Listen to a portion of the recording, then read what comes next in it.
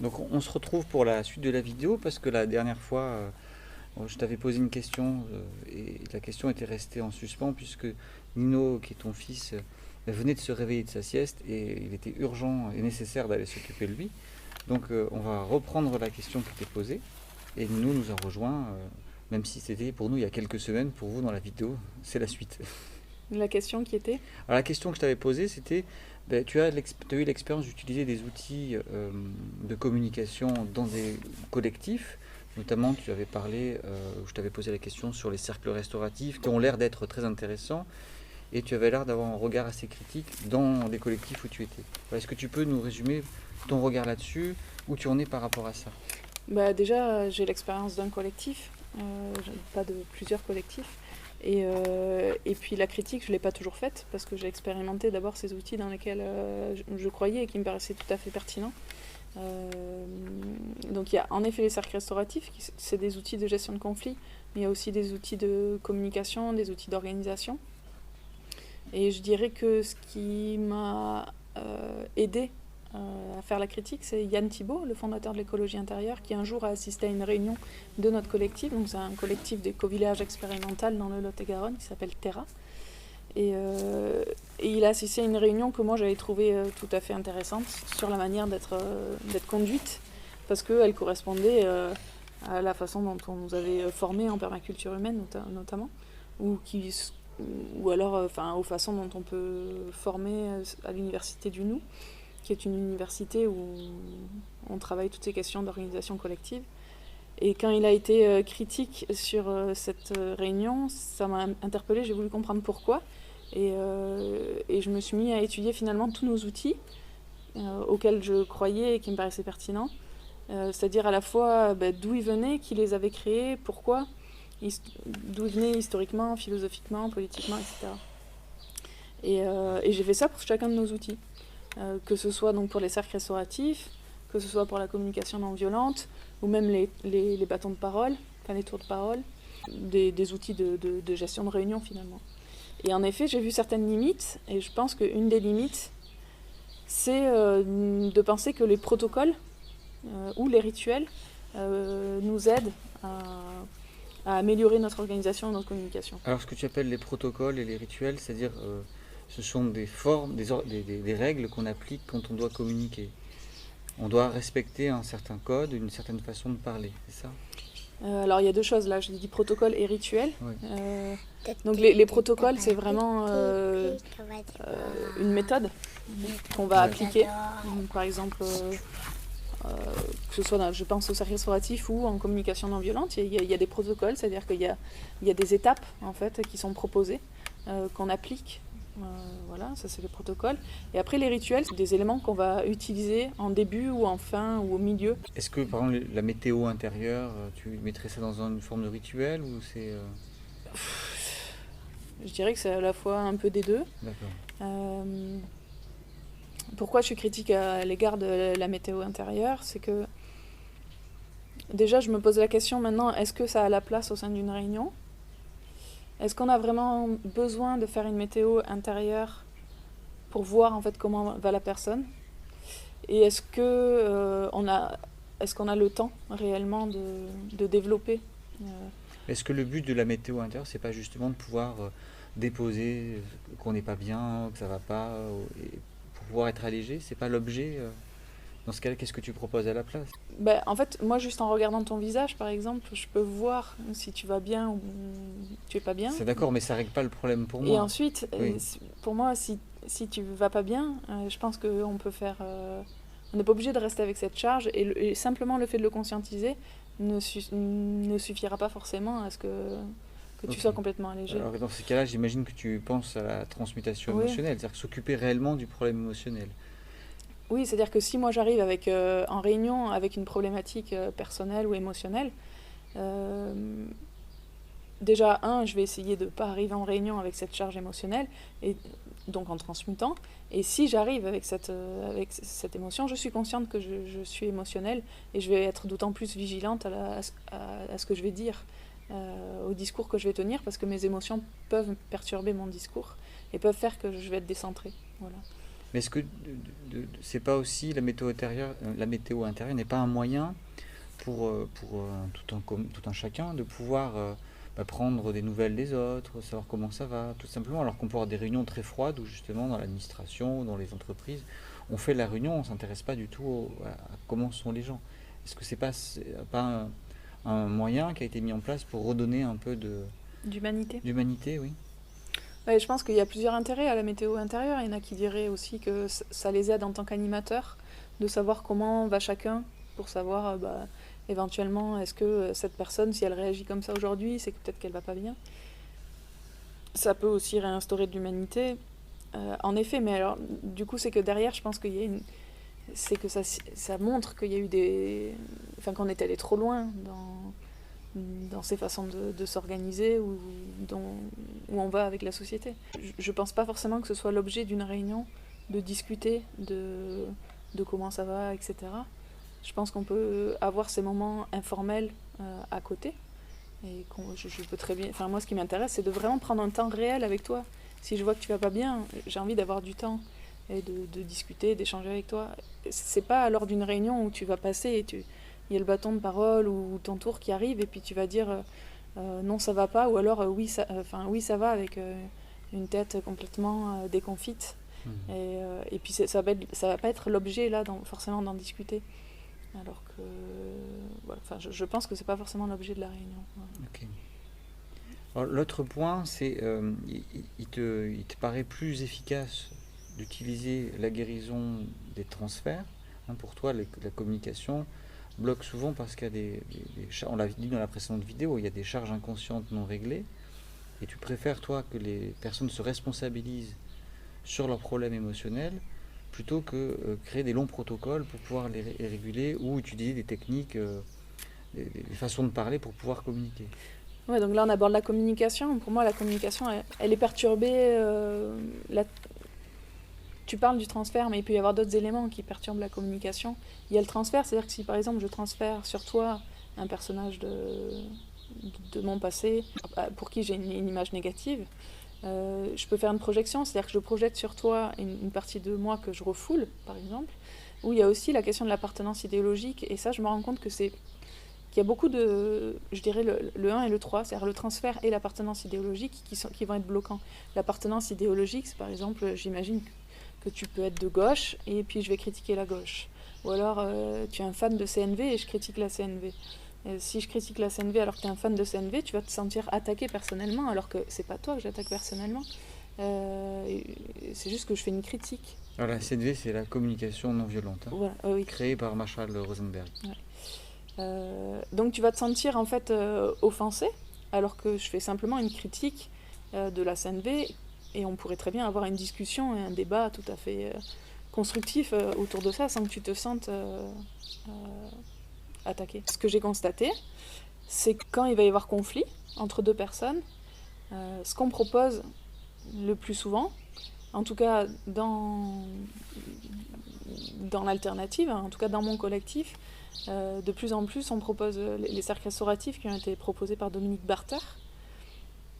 C'est tout un protocole de gestion de conflit. Alors je ne sais pas si tu veux qu'on rentre vraiment dans le détail. Je pense que chacun peut aller voir sur le site. C'est très intéressant parce que ça a été mis en place dans des endroits où il y avait beaucoup de violence. Donc c'est des connaissances qui peuvent être très utiles. Toi, tu t'es rendu compte que tu pouvais aller plus vite, c'est ça? Eh ben oui, en fait, je trouvais ces protocoles très intéressants au départ. Mais quand j'ai compris que quand j'étais en conflit avec une personne, c'est que souvent il y avait une problématique émotionnelle qui m'appartenait et qui était liée à mon passé. Il suffisait que je règle mon trauma du passé pour qu'en fait le filtre émotionnel se lève et que même la situation s'arrange, ou alors que je n'ai plus de problématique. Ou alors que je sois réellement sereine et lucide et objective pour pouvoir en discuter avec la personne. Je peux prendre des exemples.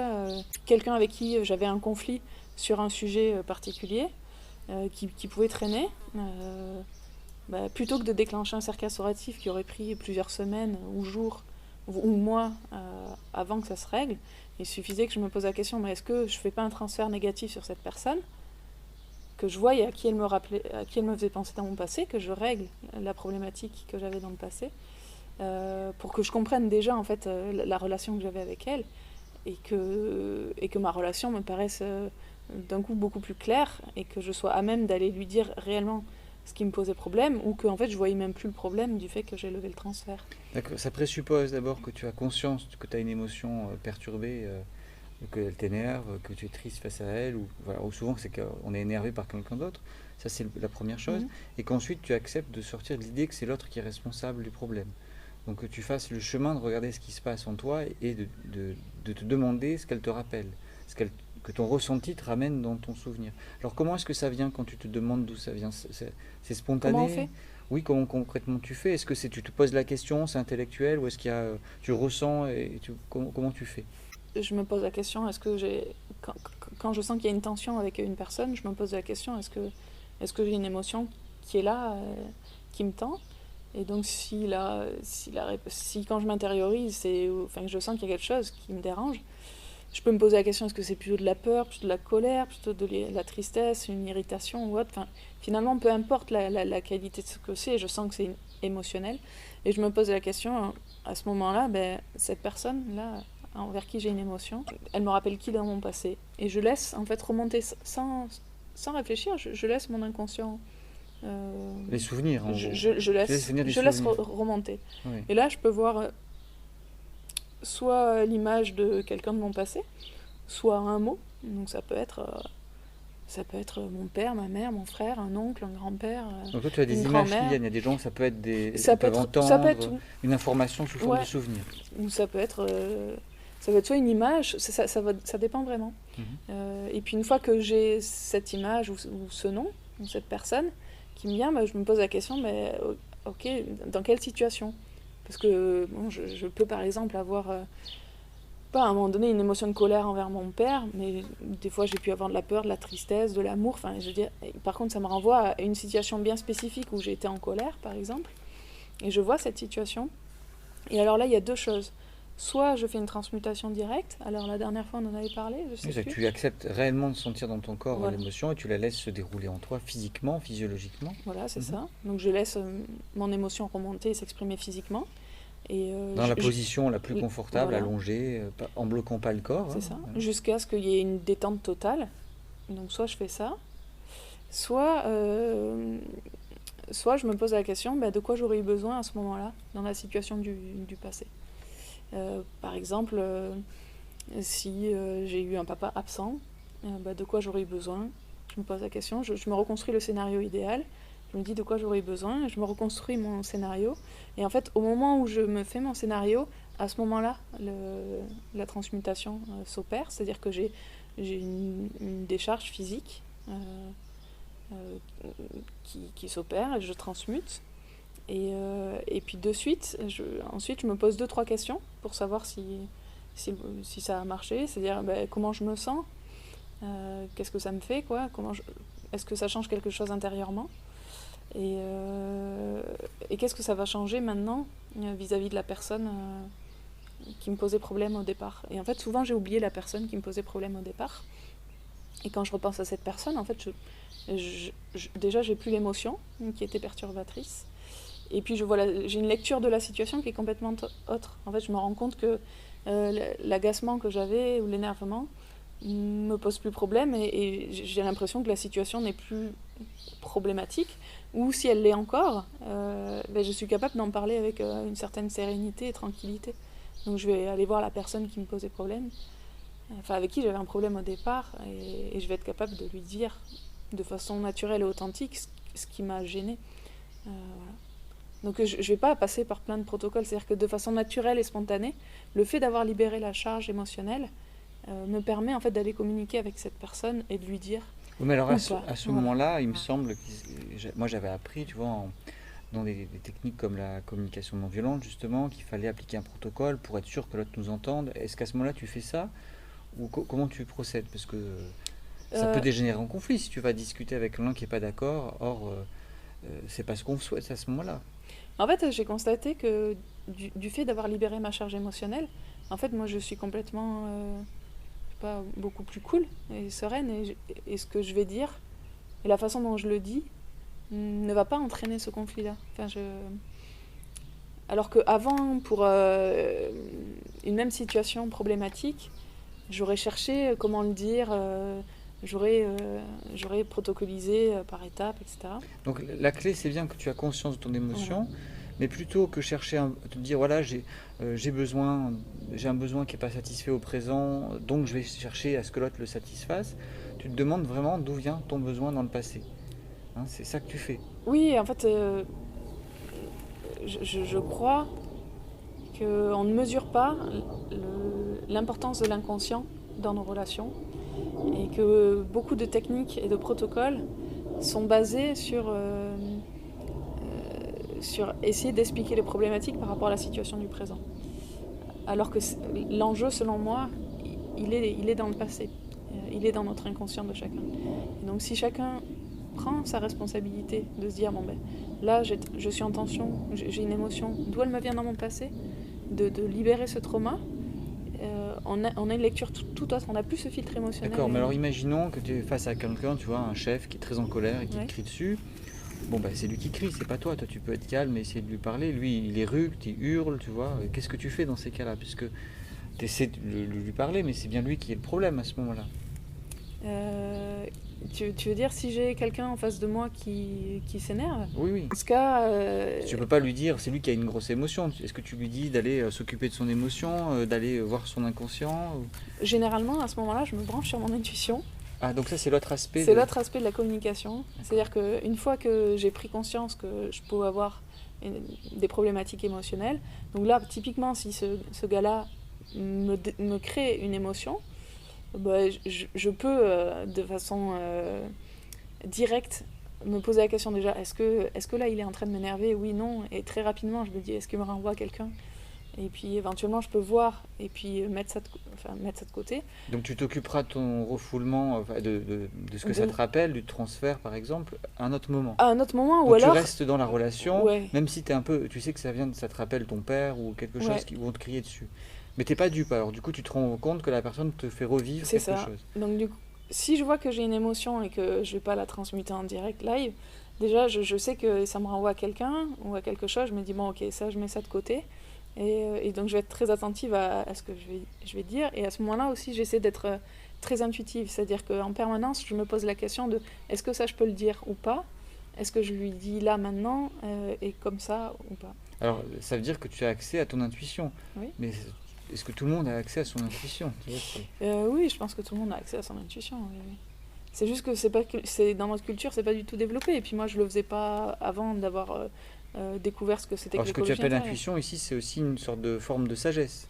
Tu as quelque chose en toi qui est capable de te proposer des options idéales à chaque instant. Oui, l'intuition, c'est l'idée selon laquelle en fait, on a accès à une information qu'on ne devrait pas forcément avoir accès. Mais même là, régulièrement, quand on discute tous les deux, je me dis, bon, est-ce que je peux donner tel exemple ou pas? Est-ce que je peux dire ça ou pas? Donc en fait, c'est en permanence. Je le fais lors de la communication. Je peux le faire au quotidien aussi pour tout et n'importe quoi, dès que j'ai une décision à prendre. Que ce soit pour savoir dans la rue, est-ce que je vais passer à gauche ou à droite, comme des choix importants dans ma vie. D'accord. En tout cas, sur le volet communication, donc ça paraît très clair, tu laisses tomber, ou tu as laissé tomber les protocoles et les rituels dans les groupes maintenant où tu es, dans ta famille ou avec tes amis, pour aller à quelque chose de beaucoup plus direct. C'est revenir à ce qui bloque chez toi, t'occuper de ton propre blocage, et puis à charge à l'autre ou pas de s'occuper de son blocage. Finalement, tu n'attends rien de l'autre. Non, et puis souvent, je me rends compte que le fait que moi, je décharge émotionnellement, souvent, ça apaise aussi l'autre. C'est-à-dire que la relation décharge, tu transformes, parce qu'on peut entendre décharger comme... À partir du moment où je transmute, je me rends compte que ça change forcément la relation. Donc même l'autre est beaucoup plus... tu vois, par exemple, on va prendre un exemple très concret. Tu es avec ton fils, et ton fils est très en colère et très énervé, tu lui as dit non parce que, je sais pas, il voulait faire quelque chose qui le mettait en danger, tu dis non, tu peux pas faire ça, il est très en colère. Donc dans ces cas-là, comment est-ce que tu réagis? Parce que, qu'est-ce qui se passe? Tu vois, les parents sont souvent démunis face à des choses aussi simples que ça. Donc ils peuvent surenchérir en mettant un coup, en criant plus fort. Toi, comment est-ce que tu réagis? Je fais deux choses maintenant. Ah ben voilà Nino qui revient, ça arrive bien. Souvent, je peux lui demander est-ce que ça te rappelle quelque chose dans ton passé? Et le fait juste de lui poser cette question-là, ça le fait... Enfin, ça le détend d'un coup. Ou alors, je me branche vraiment sur mon intuition. Parce que je sais que, voilà, quand ils sont émotionnels comme ça, le moindre truc, la moindre... savon. La moindre... Ça sent quoi? Le savon. Le savon? La moindre parole peut être encore plus explosive, quoi. Donc à ce moment-là, je me branche vraiment sur mon intuition en lui disant est-ce que tu as envie de ça? Ça, c'est quand toi, tu restes calme. Moi, j'ai observé pour moi que si, par exemple, ma fille me réactive elle est en colère, et que je suis démuni face à sa colère, j'ai observé, c'est que ça me rappelle des moments où moi, j'étais en colère, et où je savais pas comment réagir. Enfin, où mes parents savaient pas comment réagir, et du coup, moi, à mon tour, je sais pas comment réagir avec la colère de ma fille. Parce que c'est inconscient. On n'a pas su, à ce moment-là, faire avec ma colère.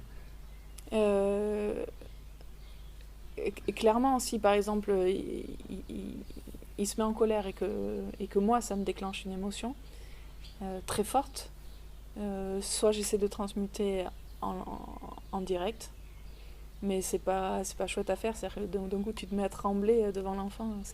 Donc, dans ce cas, tu peux t'isoler voilà. au mieux, quoi. Soit je m'isole, soit je le fais des fois en direct où je me tourne, où je fais en sorte qu'il ne voie pas. Parce que dans ce cas-là, on peut passer le relais à un partenaire ou à quelqu'un, le temps de pouvoir le faire. Oui.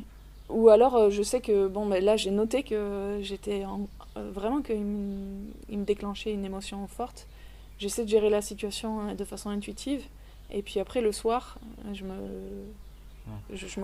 Moi, j'ai observé que c'était bien quand on pouvait le faire tout de suite. Parce que c'est plus facile. Souvent, quand on a été habitué à beaucoup refouler, c'est mieux de le faire directement à chaud parce que l'émotion, elle est facile à sentir. Comme moi, j'ai tendance à refouler, j'ai observé que c'est mieux de le faire en direct. Oui, c'est mieux. Après, ça s'y prête pas toujours. Ça s'y prête pas toujours. C'est sûr que dans un cadre plus intime, c'est plus facile. Mais c'est encore pas forcément très... Est-ce que tu as pu observer que du coup, quand tu es dans ces situations-là, la pensée devient limpide? Est-ce que tu as pu observer que du coup tu trouvais les mots adaptés à la situation sans avoir à appliquer de règles?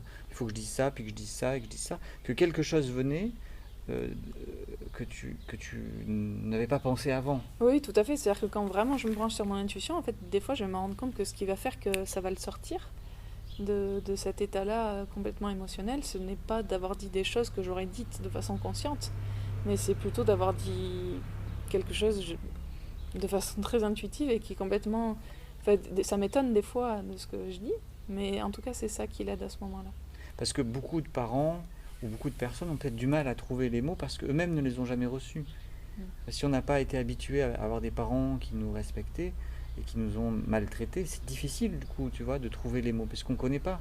On peut pas inventer. Est-ce qu'on peut inventer? C'est ma question. Visiblement, tu as l'air de répondre par l'affirmative. Est-ce qu'on peut inventer des mots aimants si on n'en a jamais reçu? Je pense qu'avec l'intuition, oui.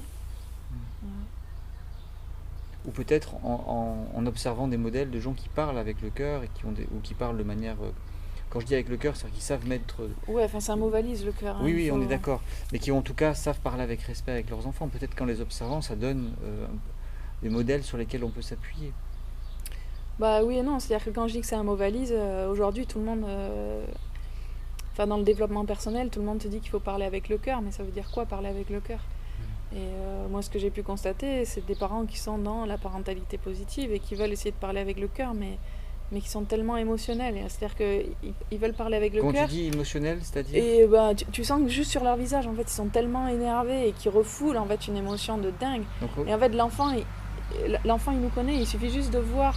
Donc il y a une dissociation entre les messages corporels et physiologiques et les mots. C'est ça. Et ça se perçoit très facilement. Bien sûr. Moi, des fois, je suis dans mes pensées et il y a Nino qui est à côté de moi et il me dit « Mais qu'est-ce qu'il y a, maman ?» Et je dis « Quoi, qu'est-ce qu'il y a, maman ?»